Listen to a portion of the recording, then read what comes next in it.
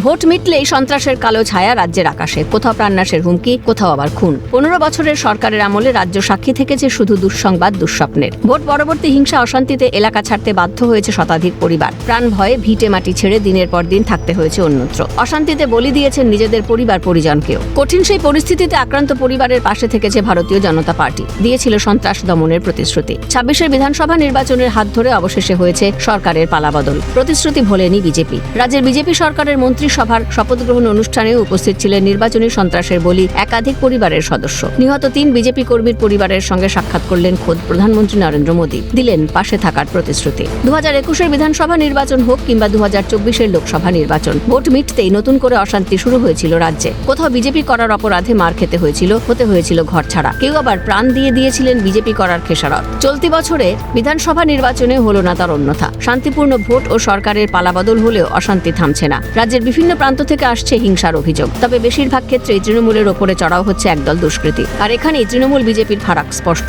অতীতে তৃণমূলের গুন্ডা বাহিনী চড়াও হয়েছে বিজেপির কর্মী সমর্থকদের ওপর, সব জেনেও নিশ্চুপ থেকেছে তৎকালীন শাসক দল। কিন্তু এবার সন্ত্রাস দমনে জিরো টলারেন্স বিজেপির। ভোট পরবর্তী হিংসা রুখতে কড়া পদক্ষেপ নেওয়ার নিদান রাজ্য পুলিশকে। তাই আগামী দিনে বিজেপির সরকার যে সন্ত্রাসমুক্ত রাজ্য পরিচালনা করবে তা বেশ স্পষ্ট। ক্যালকাটা নিউজ।